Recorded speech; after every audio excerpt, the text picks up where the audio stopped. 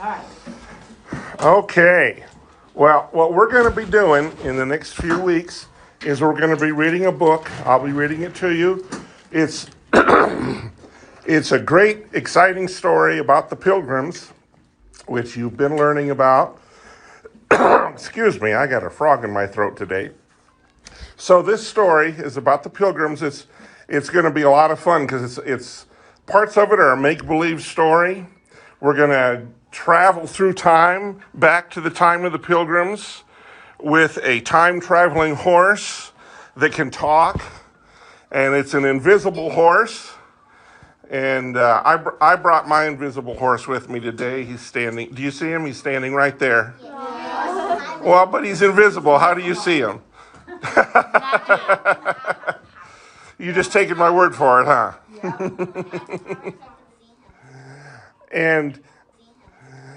And so we're going to have some fun doing some make-believe. It's a really funny and interesting story, but all of the historical facts in the story are real. All the little details of the history that we see as we travel back in time with Liberty, the talking horse, all the things we see are really true facts of history. So we're going to learn a lot of history in a fun way. Are you up for that? Yeah. All righty. The Pilgrims were an amazing people. And a lot of what we are today comes from the character of the Pilgrims. They came here seeking freedom because they lived in England, and that was the time of the Great Reformation, and they wanted to worship God the way they wanted to, the way they saw it in the Bible. And in England, there was only one church, the Church of England. In England, there was only one church, the Church of England. And there was no choice of going to any other church because that was the only one. But the Church of England at that time was run by the king. They didn't have separation of church and state like we do here in America. It was run by the king, and you did things his way or you got in a whole lot of trouble. Well, these people were reading their Bibles, and they wanted to worship God the way they understood the Bible, and that didn't agree with what the King of England taught. And so what happened was that a lot of them started getting thrown in prison because of the way they wanted to worship. So they didn't like getting thrown in jail. I don't think I'd like that, would you? So they fled. The Pilgrims, who were also called the Puritans, and the name Puritan at first came as not as a name they were proud of, but as a slander, because they wanted to live right and not just do a religious rigmarole. They wanted to really live good. And so they called them what, in America, we might call someone like that, oh, you're a goody two-shoes. You ever heard that? No. You haven't heard that phrase? That's what some people will say sometimes if they're trying to make fun of you for doing what's right. They'll say, oh, you're a goody two-shoes. Well, that's what they were calling the Pilgrims, the Puritans. They were calling them goody two-shoes, except the word they used was Puritans. It was originally used to insult them because they thought they were like, oh, you think you're holier than us, you're more pure, and they called them Puritans. Well, the name, it was meant as an insult, but the name kind of stuck, and they accepted it as time went on. Anyway, they fled to Holland and lived there for 12 years. But they weren't really happy there because they had a hard time making a living there. A lot of them had to work as servants to other people, and they weren't surrounded by a Christian community. The people of Holland were a bad influence on their young people. And plus, they wanted to take the gospel to people that hadn't heard it before. They knew that America was full of Indians that hadn't heard anything about the Bible, and they wanted to come and teach them and bring Christianity to them. So these were all the reasons why they left Holland and came to America. So they went from England to Holland and then to America on a ship called, what was it called? Mayflower? That's right, the Mayflower. All right, these were a tough people. I mean, they survived being thrown in jail, treated poorly in Holland, and then 2 months through storm-tossed seas in a ship to get to America, to a country that was wild with dangerous Indians. They had a lot to overcome. So the Pilgrims were a lot tougher than I am. They were really hardy people. And a lot of their independence and determination and will to do what was right and to find freedom, those values came to America with them. And that's what's important to understand. So I'm going to stop lecturing now and get to the story. How about that? Okay. Now, the first chapter that I'm going to read is called A Note from the Author. Now, most of this book is a lot of fun and time travel and exciting things, but this first chapter is serious. It's interesting, but it's important. So right now, we all got to put on our serious face for a minute. Okay. Can you do that? Show me your serious face. Oh, some of you can do better. If I asked you to show me a silly face, I bet you could do it. Here's our serious face. Here's my serious face. It's supposed to be serious. Why are you laughing at me? You're laughing with me, aren't you? Okay, we're going to start. Now, there's going to be a test at the end of this. So pay attention to the details. Try to remember them. I'm sorry? Okay, here we go. We live in the greatest country on earth, the United States of America. But what makes it so great? Why do some call the United States a miracle? How did we become such a tremendous country in such a short period of time? After all, the United States is less than 250 years old. I want to try to help you understand what American exceptionalism and greatness is all about. It does not mean that we Americans are better than anyone else. It does not mean that there is something uniquely different about us as human beings compared to other people in the world. It does not mean that we as a country have never faced problems of our own. American exceptionalism and greatness means that America is special because it is different from all other countries in history. It is a land built on true freedom and individual liberty, and it defends both around the world. The role of the United States is to encourage individuals to be the best that they can be, to try to improve their lives, reach their goals, and make their dreams come true. In most parts of the world, dreams never become more than dreams. In the United States, they come true every day. There are so many stories of Americans who started with very little, yet dreamed big, worked very hard, and became extremely successful. The sad reality is that since the beginning of time, most citizens of the world have not been free. For hundreds and thousands of years, many people in other civilizations and countries were servants to their kings, leaders, and government. It didn't matter how hard these people worked to improve their lives, because their lives were not their own. They often feared for their lives and could not get out from under a ruling class, no matter how hard they tried. Many of these people lived and continue to live in extreme poverty with no clean water, limited food, and none of the luxuries that we often take for granted. Many citizens in the world were punished, sometimes severely, for having their own ideas, beliefs, and hopes for a better future. The United States of America is unique because it is the exception to all this. Our country is the first country ever to be founded on the principle that all human beings are created as free people. The founders of this phenomenal country believed all people were born to be free as individuals. And so they established a government and leadership that recognized and established this. So they established a government and leadership that recognized and established this for the first time ever in the world. America is a place where the individual person serves himself and his family, not the king or ruling class or government.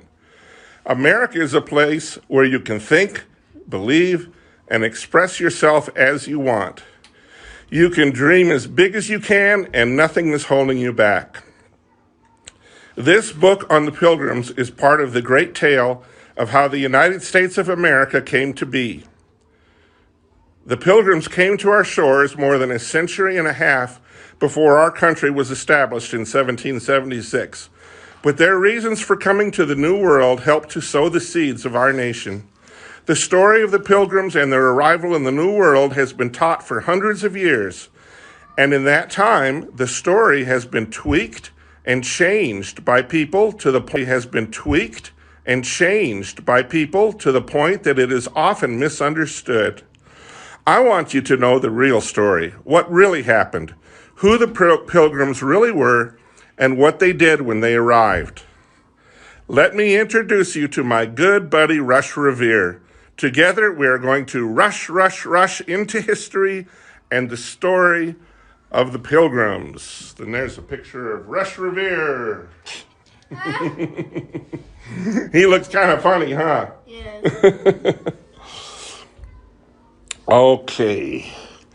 We're going to read the prologue now. We're going to get started. The sea was wide, cold, and blustery. The large wooden ship rocked hard against the rolling waves. I'd been on the Mayflower for only 30 minutes, but already my head was leaning over the side just in case I had to feed the fish. Water splashed up from the side of the hull and then rained down upon the deck. "You there!" a voice shouted from nearby. I turned around to see a sailor staring and pointing in my direction. He was a couple of inches taller than me. His shoulders were broad and his beard was black and scraggly, with a thin scar above his cheek. "That's right, I'm talking to you. Get your landlubber legs over here and below deck." Couldn't this sailor see that I was in no position to move, let alone walk across the ship when the deck felt like a washing machine with the spin cycle on extra high? No, of course not. For starters, washing machines didn't exist in the year 1620. I turned back toward the sea as another wave of nausea swelled inside me. Maybe my decision to teleport aboard the Mayflower and journey with the Pilgrims hadn't been such a good idea after all. In fact, maybe now would be a good time to time jump back to modern-day America and get some seasickness pills.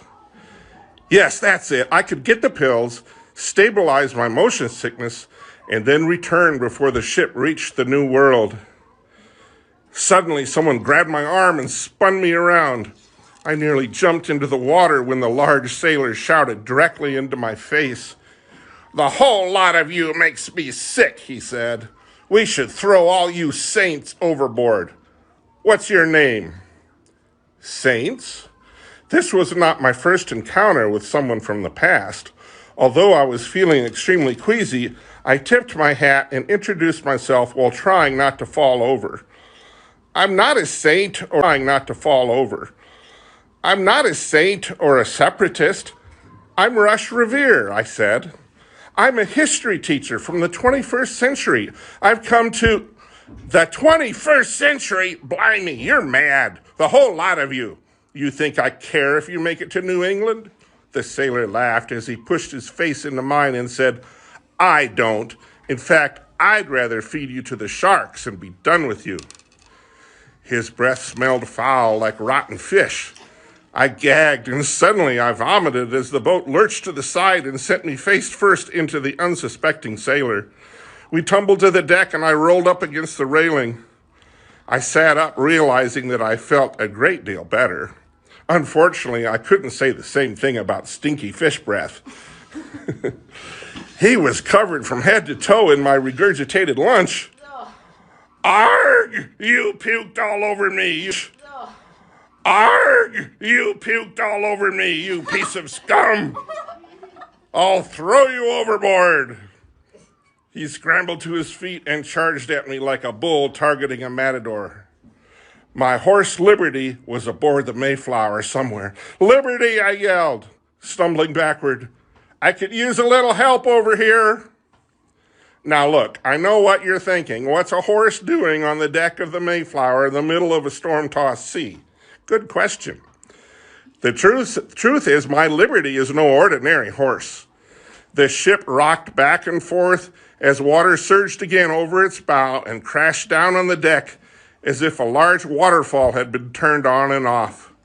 The sailor was only a few feet away and closing fast. I scanned the length of the Mayflower, searching high and low. Another rush of water nearly swept me off my feet. Another rush of water nearly swept me off my feet. I looked down to see a large fish flopping around. The boat rocked again and the fish slid right between the legs of the sailor. Not a bad idea, I thought.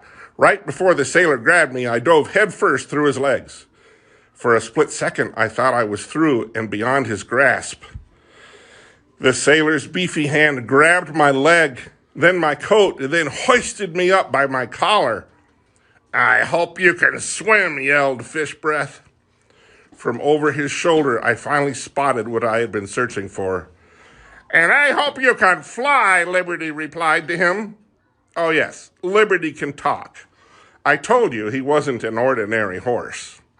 Before the man could even turn around to see who had spoken, Liberty kicked his hind legs and sent the sailor sailing high into the air, and then he fell into a web of nets.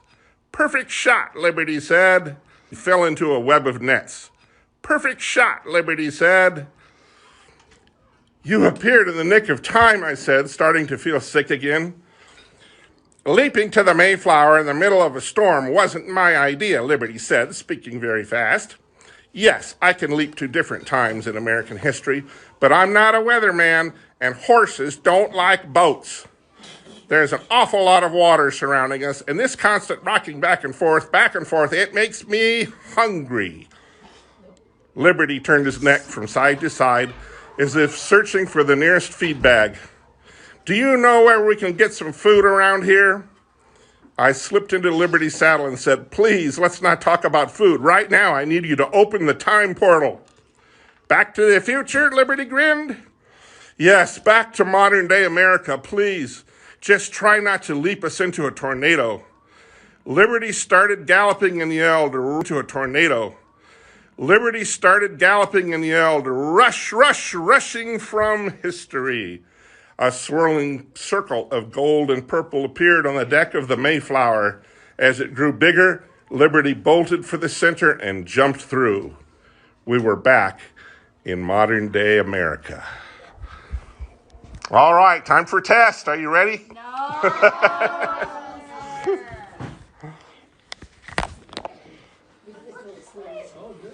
Just what they've been listening to. That's, When did you get here? I snuck in. And you're like, what's the first thing you have to do? I'm still saying this is bad. I didn't realize he came in. Pass it down. There's only one there? They're coming. They're coming. Wait, Hey, are the pencils out? wait. Hey, are the pencils out? Coming? Hold on. Sorry. You made me. It's all right, I probably grabbed a couple extras.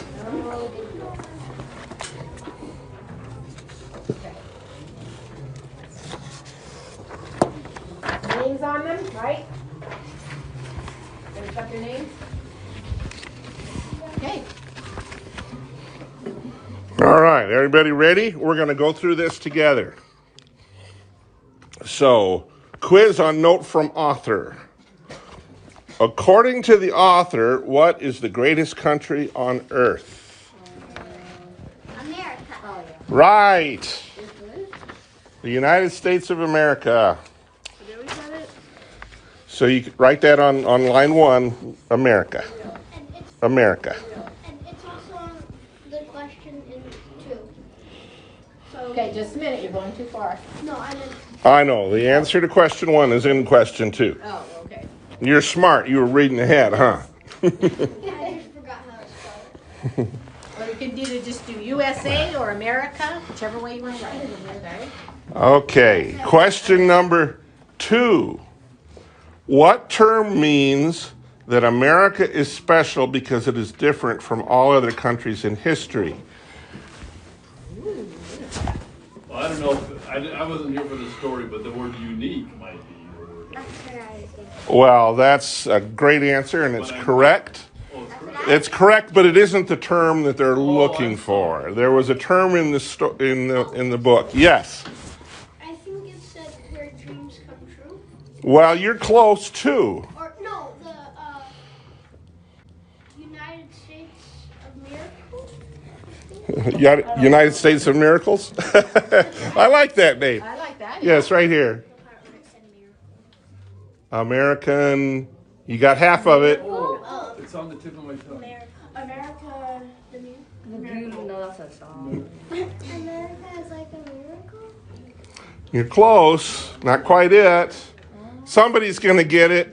United States of Miracle. The first word is American, and then there's one word that goes with it. American miracle? Exceptional. There you go. Yeah. You get a star for the day. Okay.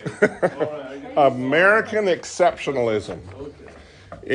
And the story talked a little bit about what that means. Does that mean we're better than anybody else? No. No. What does it mean? It means that we're the only country in history that was founded on the principles of freedom and liberty without having to be subject to a ruling class or a king. You just hear this is the answer to the next question. I did answer the next. I gave you the answer. We All have right. some that'll get right ahead there. So, but I want you to tell me the answer back that I just told you. Yep. What is American exceptionalism? Who wants to say it? Right here.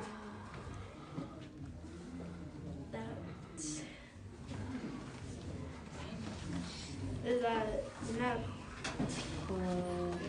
better than anybody, but we have freedom? I don't know. Well, you're close. Yeah. We're not better than anybody, but we were the first people to have freedom in our country. Oh, yeah. Yes. A shorter version is like we were the first country to not be ruled by a king. Yes. You're all of those are correct. Yes. First country to have freedom. That's close. We're the first country that was founded with the idea that we're going to be free and we're going to have a government that's by the people and for the people instead of a ruling class or a king telling us what to do.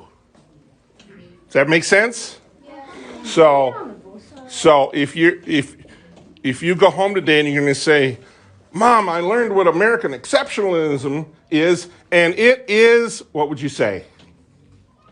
One more person, repeat it back. First country founded with idea to be free, not be ruled by the king. You got it. All right, way to go. You nailed it. I have to write some down for some of the kids. So. Oh, hey, that's great. Yeah. That's great. Okay. Good job, though.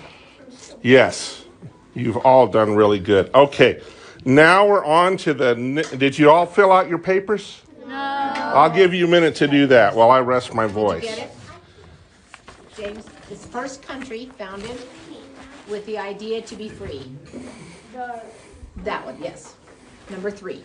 I didn't know there was more pages. But you're only doing 2 Oh. today. We're not doing the whole thing. Oh, we're doing this page. Yep, that's it. The rest of it goes with the rest of the book. Can we just go to the next page? Yep, go to the next page. Yeah, when you get done filling it out. See it? first country founded with idea to be free. With the. I didn't have the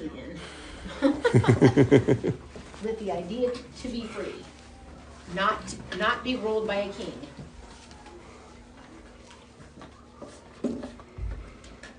Okay, everybody have it? No. No. Yet? Okay.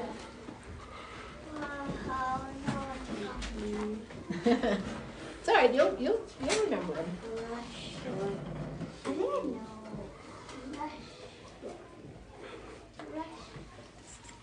know.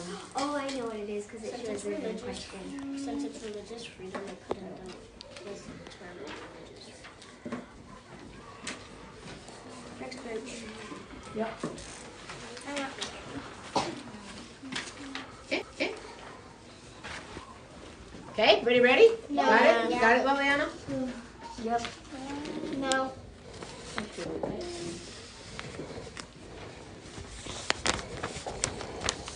You want to come over here? Might be easier. Let's see. Stuff in there.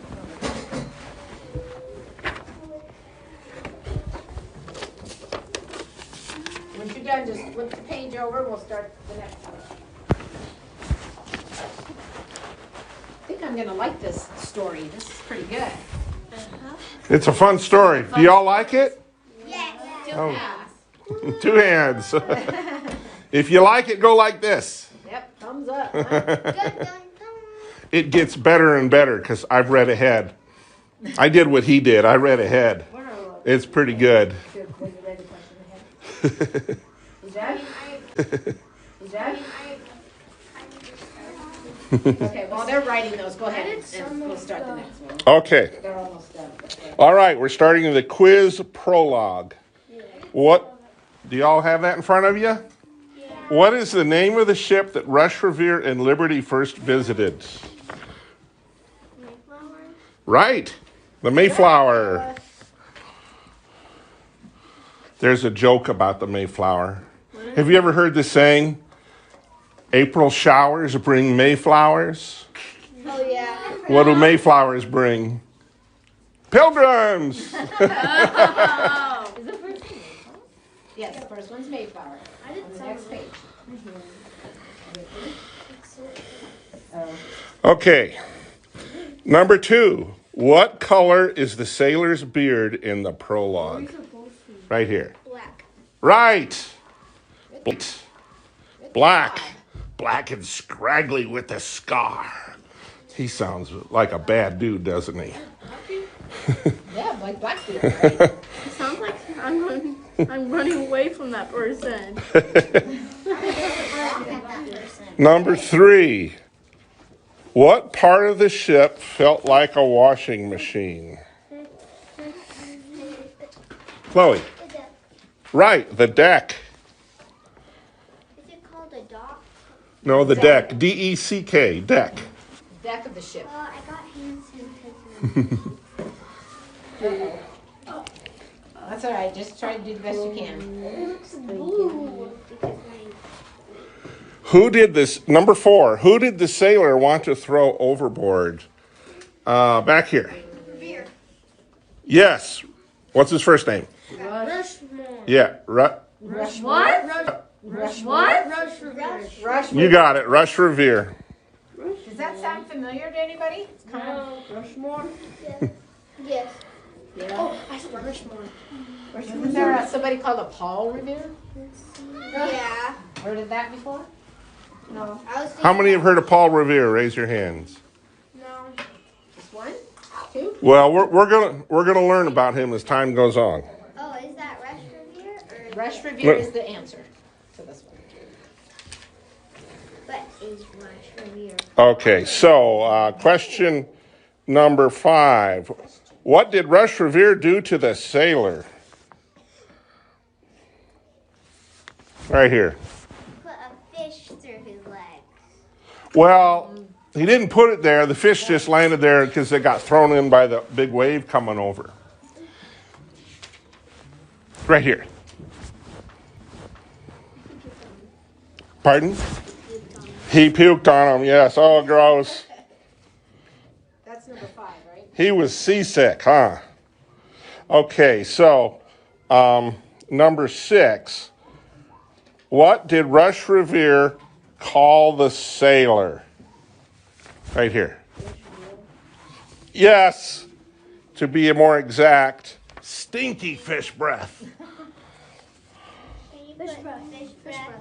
Stinky fish breath is the answer. You have to put stinky. Yes. Okay. Stinky fish breath. I'm trying to write them up here so you have them spelled. Stinky fish breath. Who wants that? Liberty of sheep?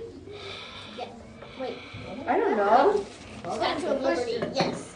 Okay, number 7. Now, who's Liberty? Horse. Right here. Horse? Yes, yes, that's the horse. Now, what makes Liberty special? Chloe. He can travel through time and he's a talking horse. And he's what? And he's a talking horse and he's invisible.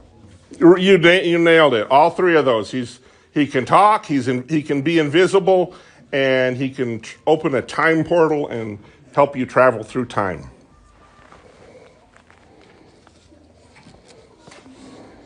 You need that spelling? There's invisible.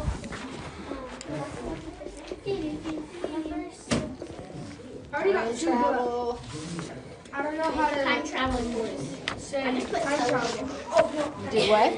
I put teleporting horse. It's kind of the same. Yes. I know the next one. Okay. Okay. Time travel's I'll let you answer it. Give it a second here. Okay, number 8. What animal went through the sailor's legs? Fish. Fish, that's right. A big fish.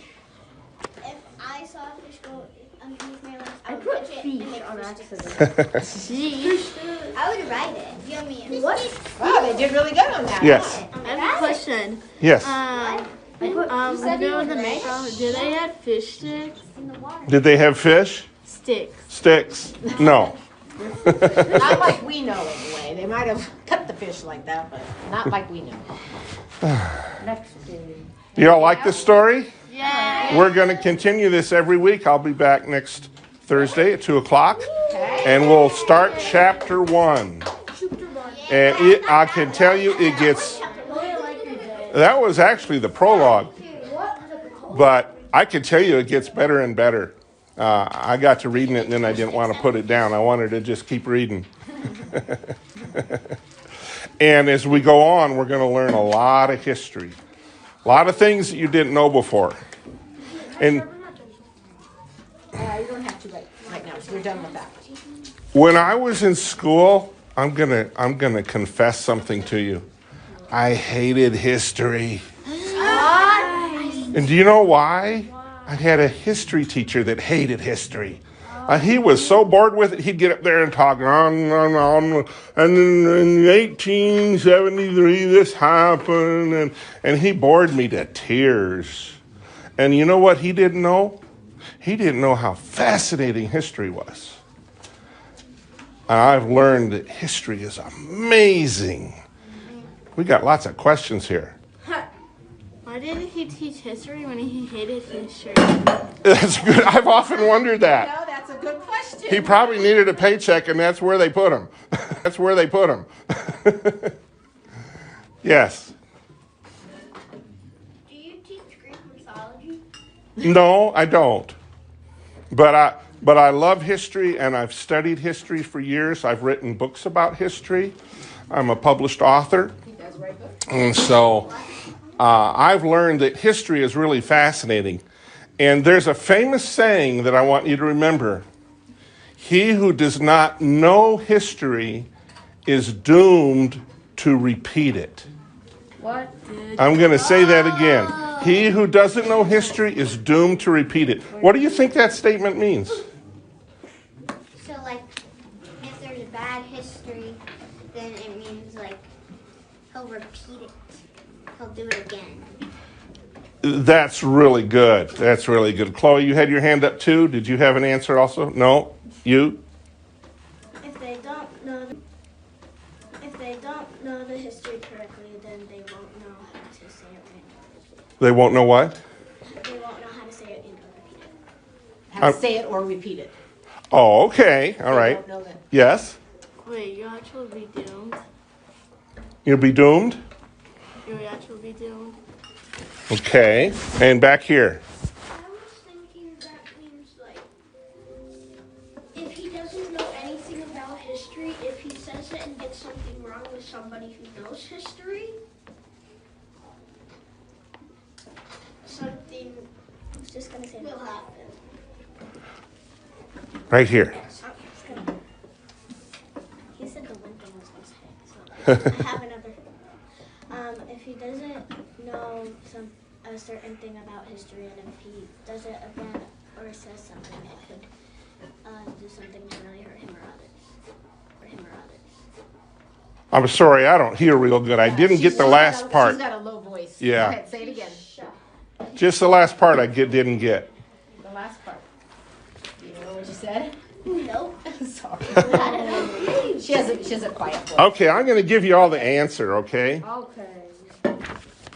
He who doesn't know history is doomed to repeat history. What that means is a lot of times people make really bad mistakes. Yes. And people have been making mistakes all through history. Oh no. And if we study history, we can look back and we can say, oh, look what they did back then. That was a mistake, and look what happened because of it. And we can look back and say, oh, they did this. That was really good. Look at the good stuff that happened because they did that. So you see, history is not just memorizing dates and names. It's looking at it and learning from it so that we don't make the same mistakes other people did, and so that we can look back and see good examples people set and follow those good examples. That's what that statement means. Yes, you have a question? So, like, if something good happens, like, oh no, look at this person made bacon. Now we know how to make it and have more. Make bacon and see it, and then we can have more. You like bacon, I take it. Oh, I do too. Who likes bacon? Hey, I'm ready for breakfast now. I don't like it crispy. You don't like it crispy? I don't either. I like it soft. Okay, we are out of time. It is 2:30. You're welcome, and I'll see you next week. Thank you. That was great. Okay, I want you to take these papers and put them in your history folder. All the stuff. The one with the New England? Yes, the New England one. Put them in there so we know where they are. I like it. Is yours? I want to clean our I don't like so bad. Okay, we have a few minutes. If you need to clean your desks out like Jen, make sure those papers are put away though. Thank you so much. Oh, it was This is fun. going to be great. Yes. I should have the book probably today in my house. So Oh, good, good. have it if there's pictures or whatever. You can show me. Oh, that'll be good. There's really good pictures in there. I was wishing there was a way to blow them up and show them. They You got. might be able to put them on the overhead and show them on that. Maybe. I'll leave that in your trustworthy hands. Sounds good. That'll let them see what the ship looked like and things like that. Perfect. That's perfect. Great. Break your paper cup. Yep. Let's see. Okay, there you go. Hi.